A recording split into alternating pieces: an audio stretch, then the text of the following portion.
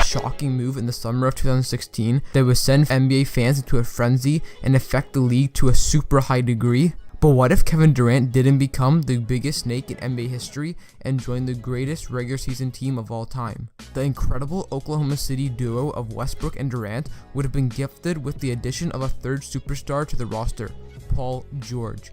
Since the assets used in the Paul George trade were already on OKC before Durant signed with the Warriors, that trade still happens. And with those different moves, the balance of the NBA is restored.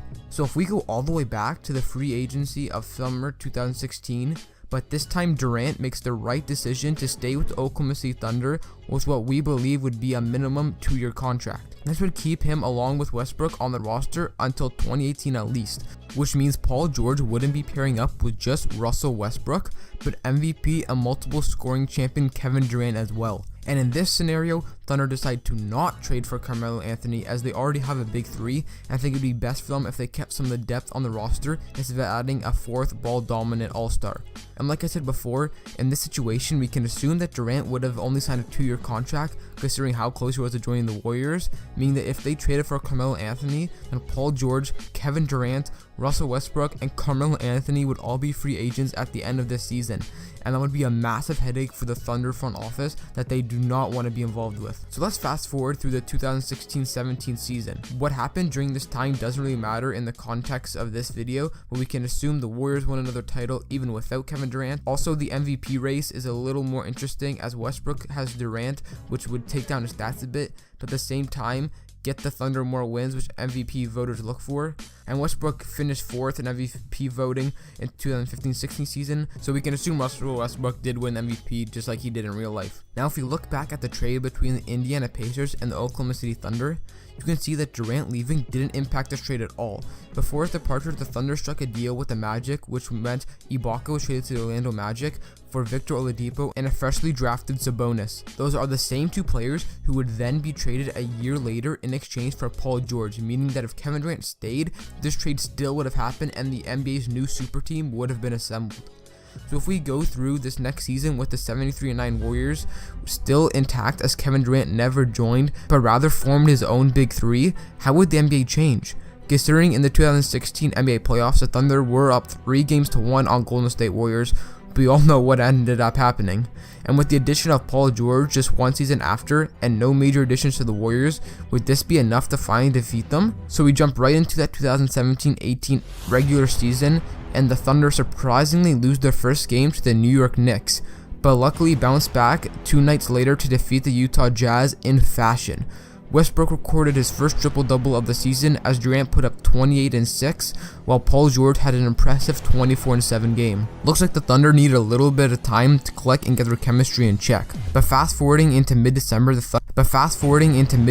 Thunder are the first seed in the West, just 1 game ahead of the Spurs, while Cavs and Raptors are the first 2 seeds in the East. In a game against the Nuggets, Paul George steps up big and hits a game-winning buzzer beater to give the Thunder their 23rd win of the season. A few weeks pass and Thunder are still the first seed. During that span, notable games were a thrilling win against the Timberwolves on Christmas Day, where Paul George dropped 43 points and Westbrook had 13 assists. They also had a narrow loss to the Houston Rockets a few games later. Going into the new year, the Thunder were trucking through the NBA, and it didn't stop them as they blew out the Bucks by 65 points.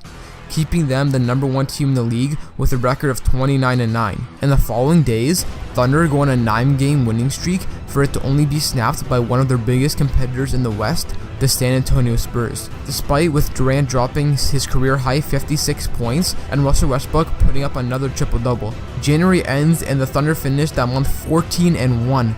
After that last game in January, they get a much needed 4-day break and return in fashion, crushing the Boston Celtics by 27 points.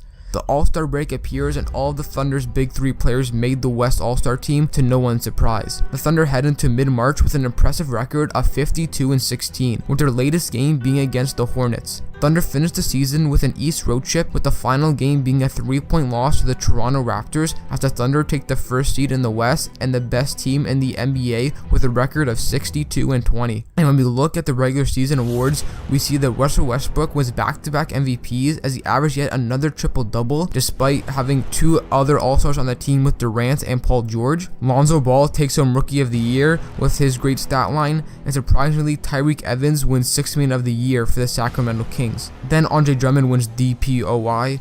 And the last of the player awards are Nikola Jokic winning Most Improved Player, averaging 16, 12, and 7 for the entire season. And at the end, Billy Donovan wins Coach of the Year for the Oklahoma City Thunder. Then looking at the All-NBA teams, Westbrook headlines the first team, while Durant ends up on the second all-time team alongside DeRozan and Harden. And surprisingly, Blake Griffin gets the forward position on the third team ahead of Paul George. Anyways, now we can see the whole NBA seedings and the playoff matchups as the Thunder are taking on the 8th seed Grizzlies in the first round. Surprisingly, the Rockets get the 2nd seed as Warriors land the 3rd seed with a 2-game differential, while Cavs and Raptors get the top 2 seeds in the East, and it looks like all the Celtics hype doesn't live up to what they once believed as they land the 8th seed. So going through the first round, we can see that the Thunder win their series 4-1 easily as Westbrook and Durant both averaged a triple-double for the entire series, and Paul George also put up stunning numbers. Moving on, Warriors and Rockets also advanced to the second round, while Nuggets upset the 4-seed Spurs, and the West second round matchups are set. And on the East, the second round matchups are Cavs versus Washington and Raptors versus Bulls.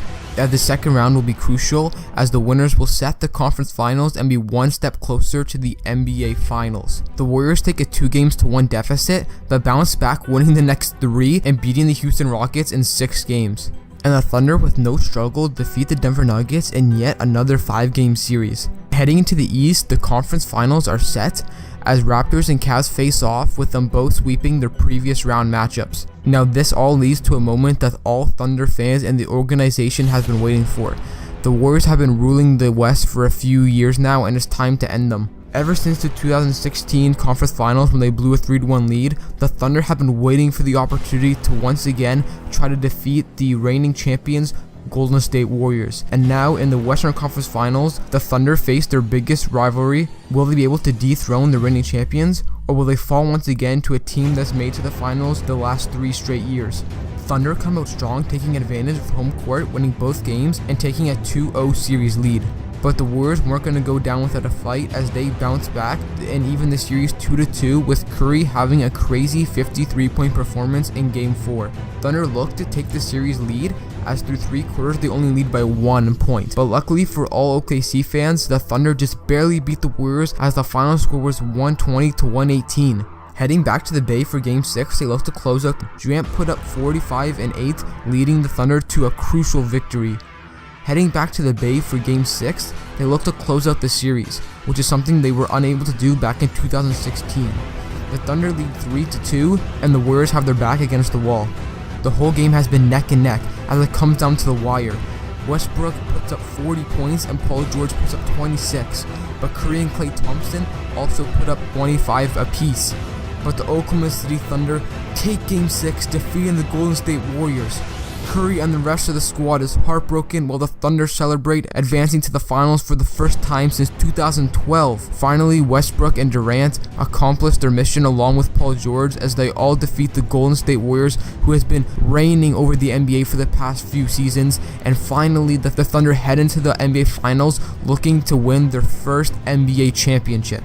And speaking of 2012, the last time the Thunder made it to the NBA Finals, they actually lost in 5 games to the LeBron super team in Miami. And while now KD, Westbrook, and George all have a chance to avenge themselves and bring home a championship to Oklahoma City Thunder as the 2 number 1 seeds face off in the 2018 NBA Finals. The Cleveland Cavaliers ended up defeating the Toronto Raptors in 6 games, and they are now in the NBA Finals for their 4th consecutive season. Once again, Oklahoma City Thunder take a 2-0 series lead, with winning Game 1 and 2 by a huge margin. Heading into Cleveland, the Cavs must step up their game and bounce back from 2 embarrassing defeats. In Game 3 at halftime, the score is 54-54, with Durant leading in points. The game continues and LeBron shows his dominance as he leads the Cavaliers to a Game 3 victory. As the Cavs are looking to tie up this series, the Thunder decide it's time to end this and blow the Cavaliers by 27 points in Game 4. Heading back to Oklahoma City, this is a super crucial game for LeBron, as if he loses, this would mean the Cleveland Cavaliers record in the 4 past finals appearances will be 1-3. As LeBron hyped up his team and Durant and Westbrook look to complete their 10 years in the making goal of bringing home the Larry O'Brien trophy to the fans of OKC, The game begins while Westbrook is doing amazing, already having 10 assists in the first half. Paul George is kind of struggling along with Isaiah Thomas, while LeBron James tries his best and ends up having 20 points midway through the game. And the score at halftime is 55-62 for the Oklahoma City Thunder.